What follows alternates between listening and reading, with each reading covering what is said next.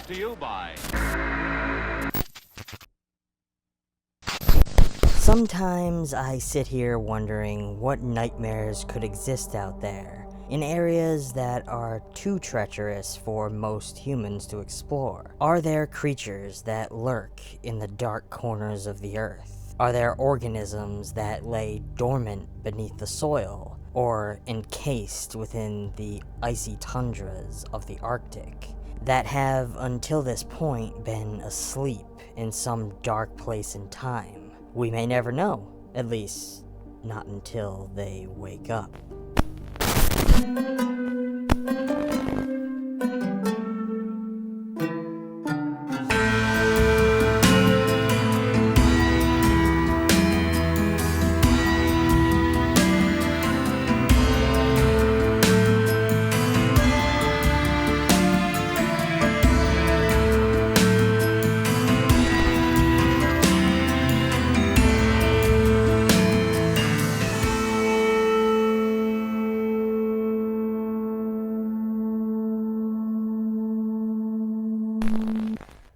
Hello friends, and welcome back to ETF. Scientists have discovered a red liquid leaking from a nearby glacier. After careful study, they determined that it contains organisms that turn living hosts into deadly viral mutations of their former selves.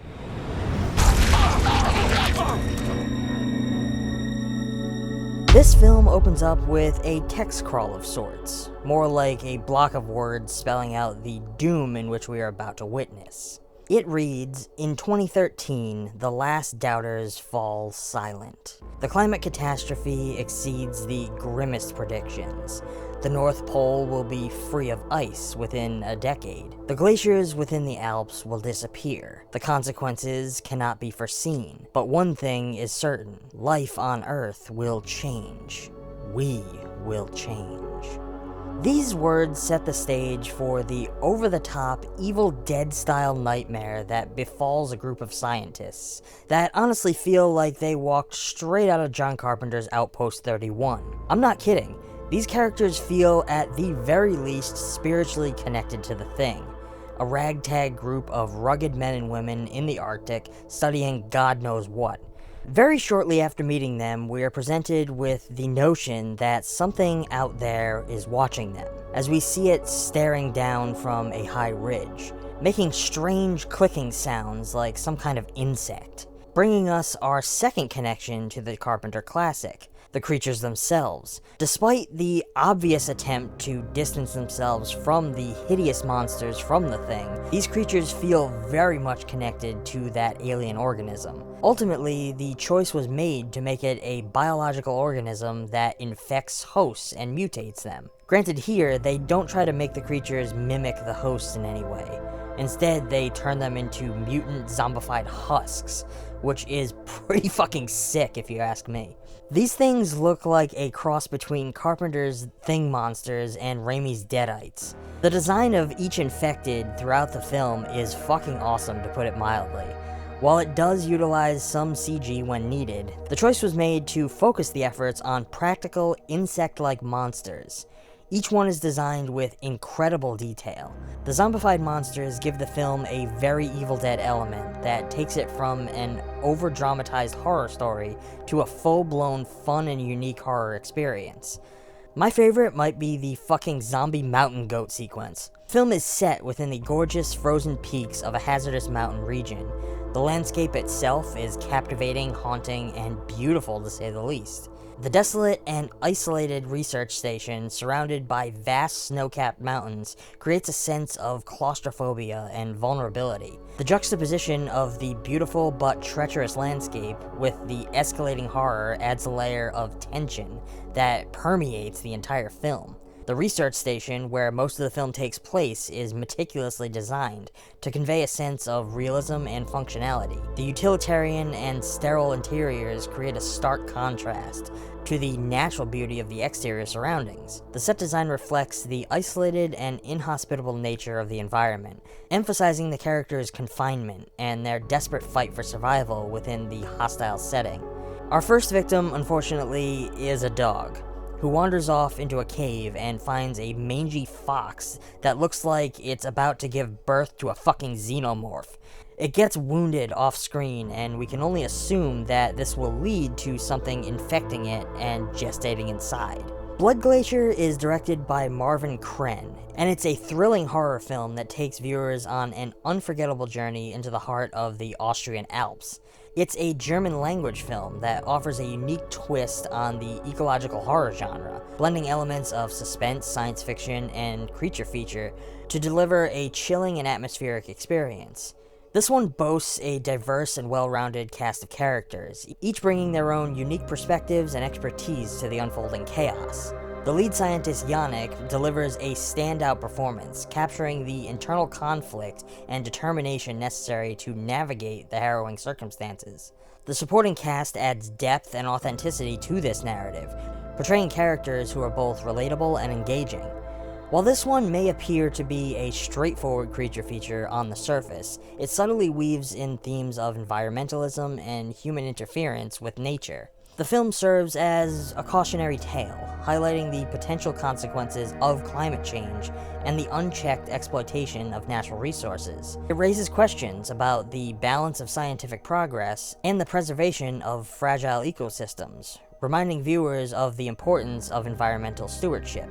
Visually, Blood Glacier is a stunning work of art. The cinematography captures the bleak grandeur of the Alps, showcasing breathtaking landscapes juxtaposed with gruesome and grotesque imagery.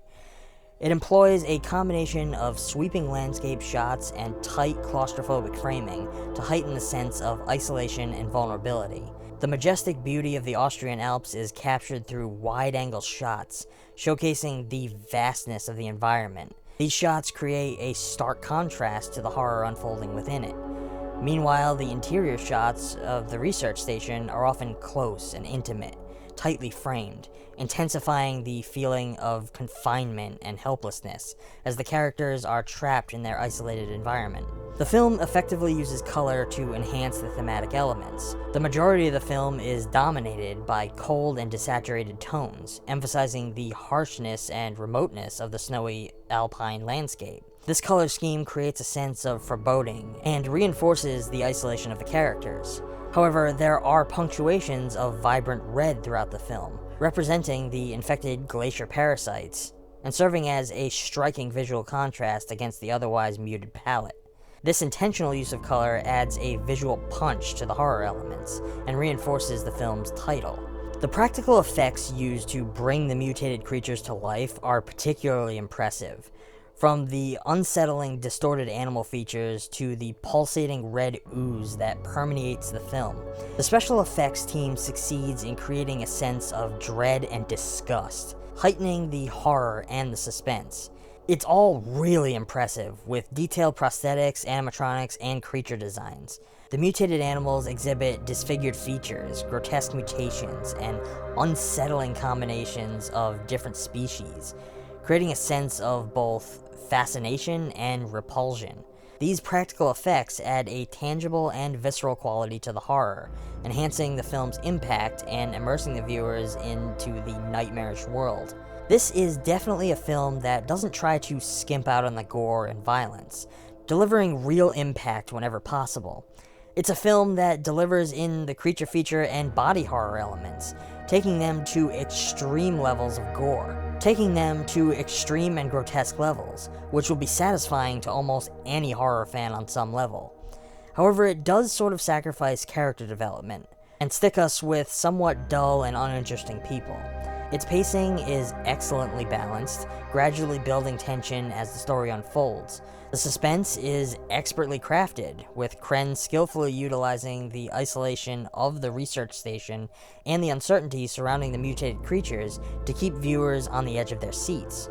The film manages to maintain a sense of unease throughout, punctuated by moments of intense horror and unexpected twists, leaving the audience both shocked and eager to see what unfolds next.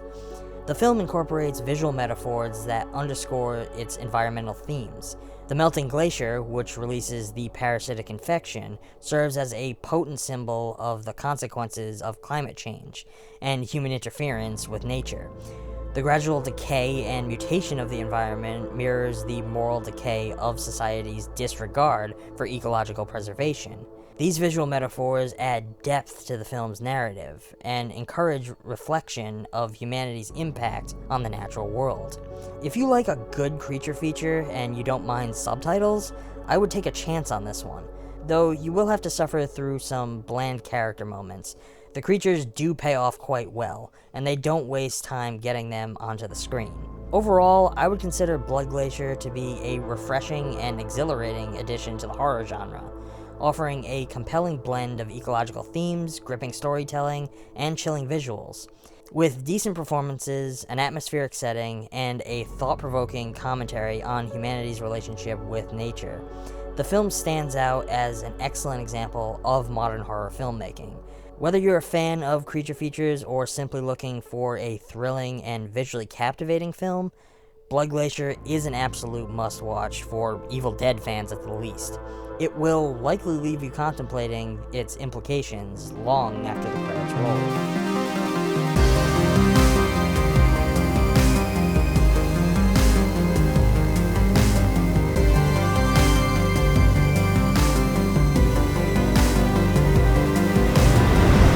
Well, friends, that's going to be all for now. If you enjoyed this video, I urge you to check out this film for yourself. I've put a link down in the description on where you can get a copy for your collection.